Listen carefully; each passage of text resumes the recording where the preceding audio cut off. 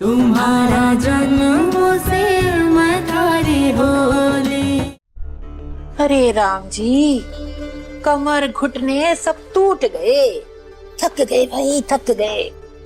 बुआ जी, उपवास के बाद अब सब लोग कुछ खाएंगे, आप भी खाएंगी ना? क्यों छोरी, मैं क्यों ना खाऊंगी? बस मैं वही बोल रही हूँ कि आप बुजुर्ग हैं तो आपकी इजाजत के बिना खाने का बंदोबस्त थोड़ी करूंगी। हाँ तो जा ना, जल्दी से जाके बंदोबस्त कर। भूख लगी है मरने, सवेरे से एक दाना अन्न का नहीं खाया। अब तो चांद भी निकल गया, अब किसका इंतजार हो रहा है? जी बुआ जी, मैं अभी खाना लेकर आती हूँ। अरे सुनो, तुमने भी उपवास ठीक से खोला नहीं है, तुम भी कुछ अच्छे से खा लो, ठीक है? वाह, अपनी सौतन पे बड़ा प्यार लुटा रही है। ये मेरी सौतन कैसे हुई? जो इस घर की बहू नहीं है उसकी कोई सौतन कैसे होगी बुआ जी? आज बहू नहीं हूँ, लेकिन किसी जमाने में थी, और यहाँ हर कोई जानता है कि मेरा परिचय क्या है। तुम कौन हो उसकी? तुझे क्यों बताऊं? बड़ी दीदी दिन भर घर में करते क्या हैं? काम कितना है इस घर में? वैसे भी इसे तो अब तक राजेश का प्रेम मिल रहा था, तो घर का सारा काम मैं ही करती थी। अगर मुझे काम करना ही होगा तो कहीं और करूंगी ना। वैसे मुझे इस घर में घर संभालने के लिए नहीं लाया गया था, लेकिन मुझे राजेश बोल रहा था कि तुम यहाँ पहले से हो, मेरा ख्याल रखने के लिए। क्या क्या बकवास कर रही हो? हाँ, अरे बस बस करो, आज पूजा का दिन है, बहुत बड़ा दिन है, अब लड़ाई झगड़ा को नहीं करना। वैसे मैं सोचू हूँ कि राजेश ने थारे में क्या देखा जो तुझे उठा कर ले आया। न रूप है न गुण है, बस इतना ही है कि थोड़ा बहुत खाना बनाना जानती है। और क्या करती है? कहीं बोली? नहीं, आप ही ने कहा ना, ना रूप है ना गुण। सुंदरता ना बुआ जी देखने वालों की नजरों में होती है, और सबका दुनिया को देखने का नजरिया अलग अलग होता है। और गुण का क्या क्या करती है? और ऐसी क्या उम्मीद लगा रखी थी आपने इनसे? आपके भतीजे में ऐसी कौन सी खूबियां है जो उसे गुणी पत्नी मिले? अरे बाप रे, या छोरी तो कुछ अलग ही किस्म की है, इसकी भी जबान कैंची जैसी चाले है।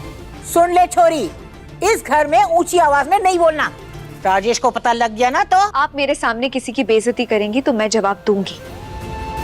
और आप बुआ जी हैं, अपने भतीजे के घर आई हैं, मेहमान हैं आप, और वो जो कभी उसकी पत्नी हुआ करती थी, वो आपकी सेवा करिए, आपको खाना परोस रही है।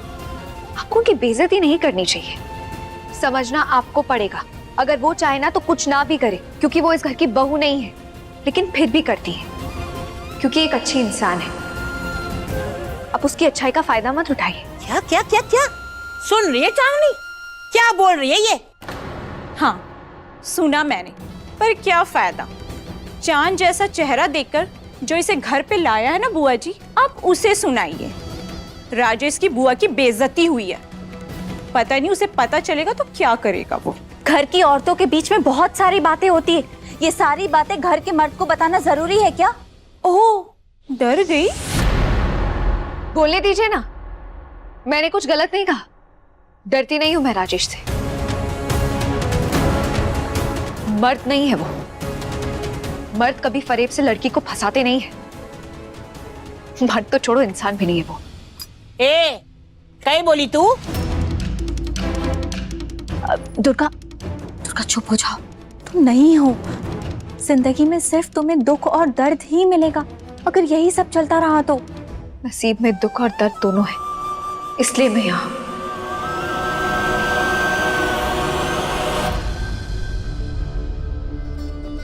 अनुराग बेटा, मुझे तुमसे कुछ बात करनी है। जी माँ, आइए ना, बैठिए। आप लोग बात कीजिए, मैं अपने अनुभव, बैठो। ऐसी कोई बात नहीं है जो तुम्हारे सामने ना कर पाऊं। वो दुर्गा ने जो कुछ किया, जिस तरह से वो घर से गई, वो छोड़िए ना, उसके बारे में बात नहीं करते। मैं दुर्गा का नाम भी नहीं सुनना चाहता। मैं समझ सकती हूँ बेटा, पर अभी मुझे जो बात करनी है उसके बाद कभी उसका नाम लेने की जरूरत महसूस नहीं होगी। ऐसी क्या बात है बड़ी माँ? वो राजेश पग फेरे के लिए तुम्हारे पापा पर जोर डाल रहा है।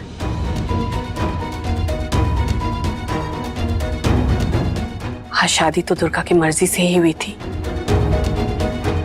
उसका उस राजेश के साथ रिश्ता जो था, और राजेश ने शादी करके उसे इज्जत दी, तो अगर इसके बाद हम उसे हवेली में कभी ना बुलाए, एक बार भी नहीं, तो उसकी क्या इज्जत रह जाएगी, ऐसा उसका कहना है। और क्या दुर्गा सच में यहाँ आएगी माँ? तेरे पापा ने तो यही कहा है बेटा, और वो जो कहते हैं वही होता है। मैं चाहे जितनी भी कोशिश कर लूं, कुछ भी कह लूं, पर होगा कुछ नहीं। आ रही है वो, आने दो उसे। मैंने तो तय कर लिया है कि मैं अब बस और 1-2 दिन में दिल्ली चली जाऊंगी वापस, हमेशा के लिए। पहले मन नहीं था, पर अब लगता है कि यही सही है। आज आई थी वो मेरे पास आशीर्वाद लेने, देखा मैंने वो तेरे पास भी आई थी। मैंने अपने मन को समझा दिया है कि अब दुर्गा के साथ मेरा कोई रिश्ता नहीं है। सारे रिश्ते तोड़कर वो खुद जा चुकी है, अब और बचा ही क्या है?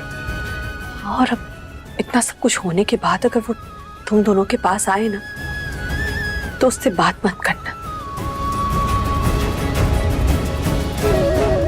हमेशा वो अनुराग के पास ही आती थी, उसी के साथ रहती थी।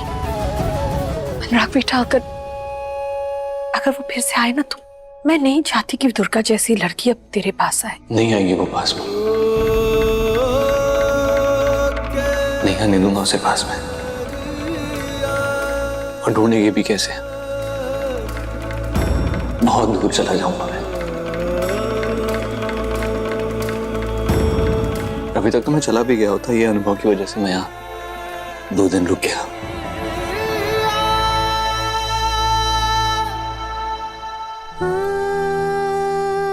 मैं जानती हूँ बेटा, तो ठीक नहीं है।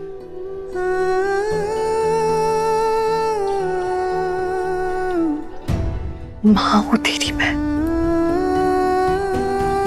मेरी आंखों को धोखा नहीं दे सकता तू। माँ वो मुझे इतना दर्द हो रहा है, इतना दुख हो रहा है, तो कैसे ठीक रह सकता है? हमेशा उसे अपनी बेटी की तरह पाला था मैं, बस सब कुछ ठुकरा दिया। तो भी तो चाहता था कि वो आगे बढ़े, डॉक्टर बने, देश की सेवा करे। तेरे पापा भी यही चाहते थे। कितनी उम्मीदें थी उससे, उसे किसी की उम्मीदों से कोई फर्क नहीं पड़ा। मुझे बस एक चीज समझ में नहीं आ रही, ऐसी क्या कमी थी यहाँ पे कि उसे राजेश के साथ घर बसाना ज्यादा बेहतर लगा।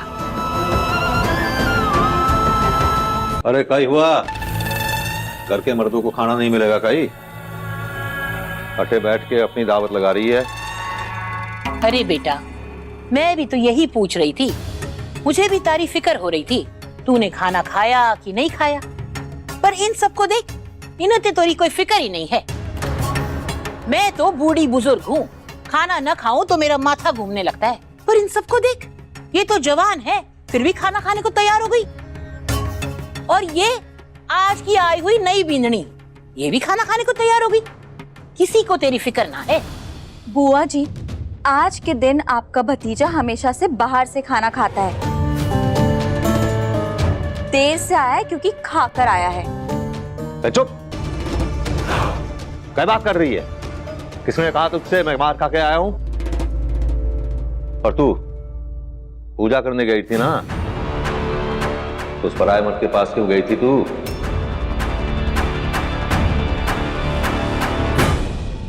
कौन पराया मर्द? बाल पकड़ के झंझोड़ दूंगा तब याद आएगा कौन पराया मर्द।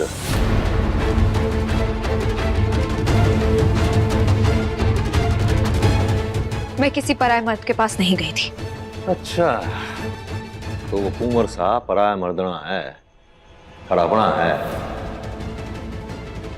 देख दुर्गा, शादी से पहले जो था वो था, लेकिन अगर अब भी तू ये कलंक लेके घूमेगी ना तो मैं थारी जान ले लूंगा और नामो निशान में दुनिया से मिटा दूंगा, समझी?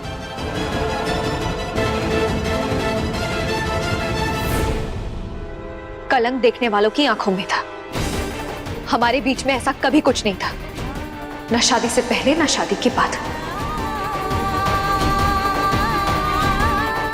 मैं उस घर में पली बड़ी, उस घर के सदस्यों के पैर छूने गई थी क्योंकि ये मेरा धर्म है, क्योंकि मेरी तुमसे शादी हुई। अपना धर्म तो नहीं भूल सकती ना मैं।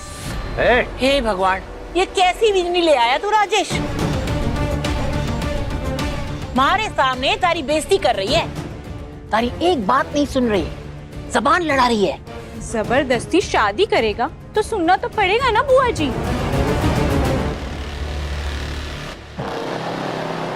इसका शरीर यहाँ है लेकिन दिल तो कहीं और जाकर फंसा है, क्या ही करे। चाबी लगाने का काम क्यों कर रही हो? किसका दिल कहाँ पर है ये तुम्हें कैसे पता? तुम्हारा दिल यहाँ पर है ये पक्की बात है क्या? अगर नहीं होता तो कब का यहाँ से जा चुकी होती, पर नहीं गई ना। कम से कम नई बहू को देख तो पा रही हूँ, इसके चाल चलन हाव भाव। पति के नाम पर दिया जलाया, पूजा की और दिया किसी और के पास लेकर चली गई। मुझे तो शक है इसने करवा चौथ भी किसी और के लिए ही रखा था। खैर मुझे क्या, मुझे तो भूख लगी है। वैसे भी मैं इस घर की बहू नहीं हूँ, मेरा खाना खाना तो बनता है। दीजिए, मेरा खाना दीजिए। दुर्गा, तुमने ठीक से कुछ खाया नहीं है, तुम भी कुछ खा लो, ठीक है? मैं तुम्हारे लिए लेके आती हूँ। हाँ, पर मैं अकेले नहीं खाऊंगी, आप भी खाइए मेरे साथ। हाँ हाँ, मैं भी खाऊंगी, बिना खाए कैसे रहूंगी? अभी तुम बैठकर खाओ, मैं ले आती हूँ खाना।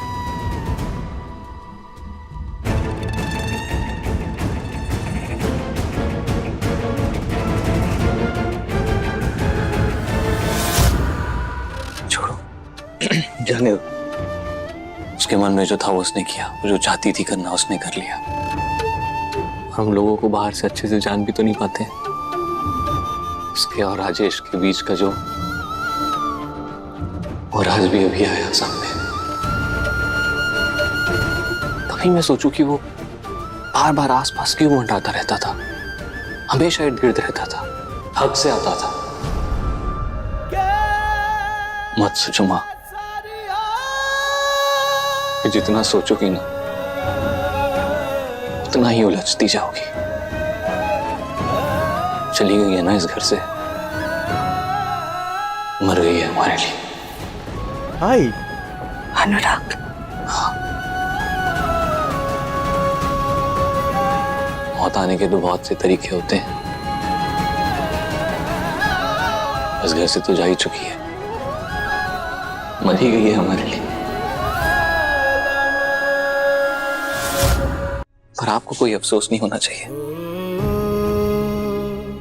आपने बहुत अच्छी परवरिश दी उसे, पढ़ाया लिखा, पाल पोस कर बड़ा किया। उसको ये जिंदगी स्वीकारनी थी तो उसमें आप क्या कर सकती हैं? Not your fault. मुझे एक और बात करनी थी तुझसे। तेरी दादी कह रही थी कि तू घर का बड़ा बेटा है और अब उनकी उम्र हो गई है तो संसार छोड़ने से पहले वो तेरा घर बसते हुए देखना चाहती है।